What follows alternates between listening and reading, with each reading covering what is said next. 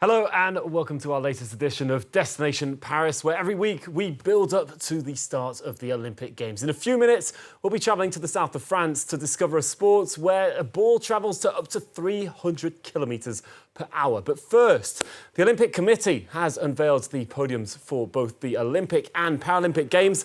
That's the mascots coming up as the athletes also pose in front of one of those 68 podiums that will be used, and they say that the grey of the podium is there to resemble the roofs of the Parisian buildings on which the athletes will no doubt be wanting to climb as high as possible. Well, meanwhile, over in Germany, 4 canoeists have secured their tickets. Among them is Sideris Tassiadis and Ricardo Funk, who won medals in London and Tokyo. Now, the Olympic Games bring together athletes from over 200 countries. Banyik Ndiaye is a Senegalese judoka. He lives in France and trains there, but travels also back to Senegal. Our team over there has been following his preparations, and in episode 2 of this series here, they caught an insight of his plans to help forge a whole new generation of judo champions. For Banyik Ndiaye, as for whole generations of Senegalese judokas, it all began here. The National Dojo is a true temple of the sport. The institution welcomes young athletes aged 14 to 17 several times a week, all members of Dakar's Judo Academy. This elite program was set up ahead of the Youth Olympics set to be held in Dakar in 2026. The athletes train alongside their studies and are coached by a former European champion. The long-term goal is to produce a team that can qualify for the continental and world championships and the Olympic Games, and of course, to win all the medals that go with it. This afternoon, Africa's triple champion is visiting the academy. Banyik Ndiaye himself trained here when he was 8. Make your families and parents proud. It's important.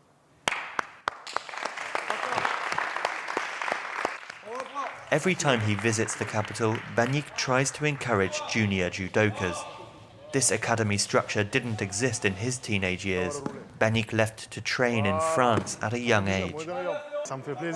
It makes me very happy. I know the next generation is in good hands. Even when I stop, I will be at peace because I know there will be others like me.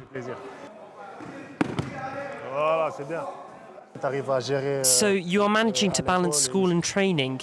You have good grades, I hope. You must. I really wanted to become like him and be a great judo champion. The training here at the academy is tough and the standard is unparalleled elsewhere in the country. All the young athletes dream of an international career, but it's very difficult to become a professional, and making an income from judo is particularly challenging. Banyik plans to return one day to help the next generation. I can see myself returning to the country one day to share my experience, make the young people work hard, and really bring Senegalese judo to the rest of the world. Before then, Banyik will try to bring Senegal's judo credentials into the global spotlight at the Olympic Games in Paris.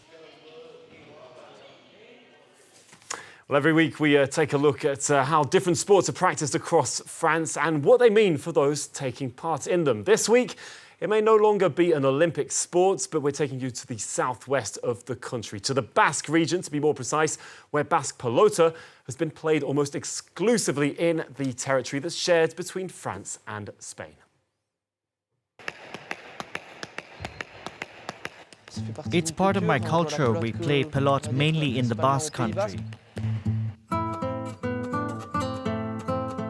My name is Jon Paul. I'm 25 years old. My father plays pelot, so I kind of started because of that. I played a bit of football, a bit of rugby, and little by little I came back to pelot. And from 11 years old, I've never left the sport. Here, we're at an indoor court in the town of Hispanic. It's where we train most of the time for pelot. It's quite a simple sport. You don't need a lot.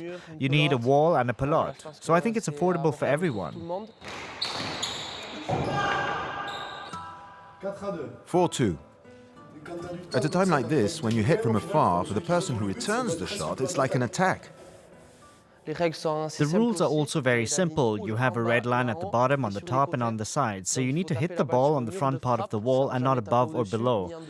It's played 2 against 2 or 1 on 1 until you reach 40 points.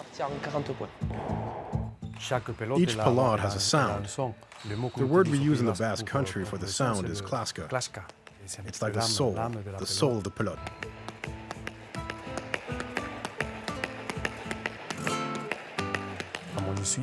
I'm Ander Ruarte. You are in my workshop. We are 4th generation pelot makers. A pelot is really part of Basque culture, that's for certain. It's like the name is Pelot and the surname is Basque. The pelot most often used here in the Basque country is called Pasaka. It's a descendant of pelot that's used to play pum. If there's an art, is to have this know-how saved. It's very important to transfer what I have learned to the younger generation from here so we can continue to be what we are.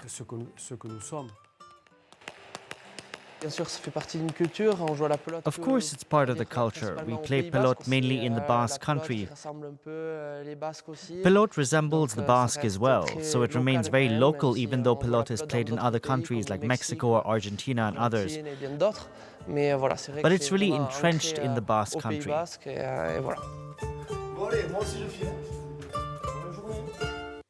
Mexico, Argentina, and even the United States. That's where Laurent Sorozabal played as a professional athlete, and he joins us now. Laurent, thank you very much for coming on to speak to us. Tell me, we've seen how this is such a local sport, but how did you end up taking an aeroplane to go and play in the United States, and what was the success like over there? Well, back in the 70s and 80s, it's called Hayala. We play with the basket. That's the Basque games called Hayala. It was very popular in the United States, especially in the East Coast. There was like 15 professional Hayala with almost like 40 or 50 players per Hayala. And people used to come and bet on Hayala. And you bet on horses, on dogs and stuff like that. And like I said, in the 70s and 80s, highlight were like maybe 4,000, 5,000 people at the time in the highlight. It was amazing back then. Clearly huge business. Has it stayed a bit that way, or have things changed since then, since you were there? No, unfortunately, in 1988, we went on strike for like 3-4 full years. And after that, everything went downwards.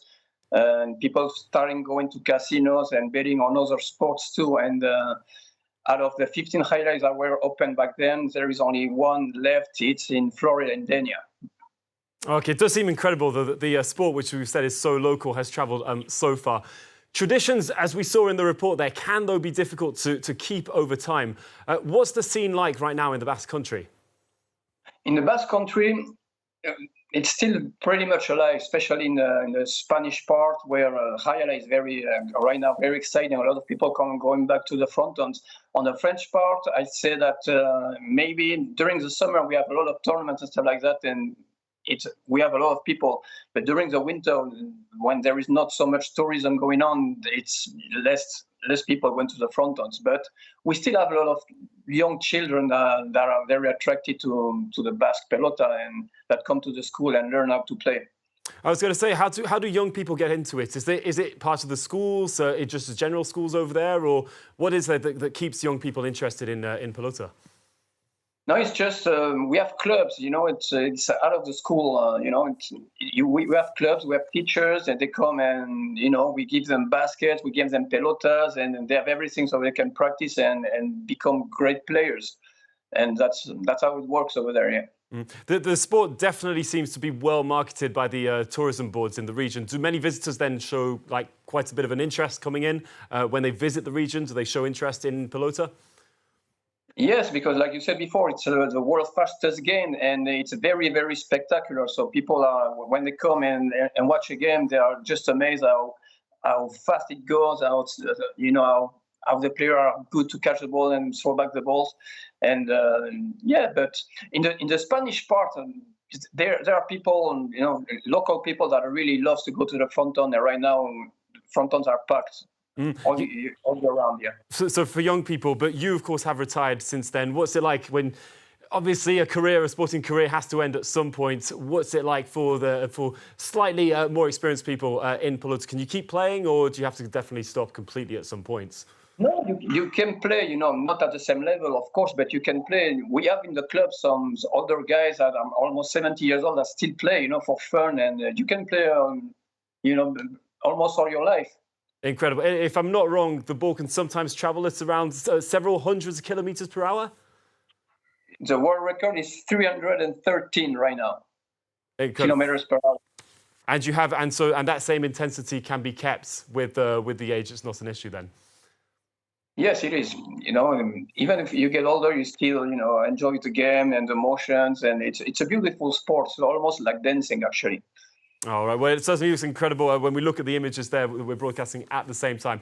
Thank you very much for coming to give us your insights on here and insight into the way that sport affects and is played by people across France. For us here on Destination Paris, catch us next week for more on the build-up to the Olympics. Bye-bye for now.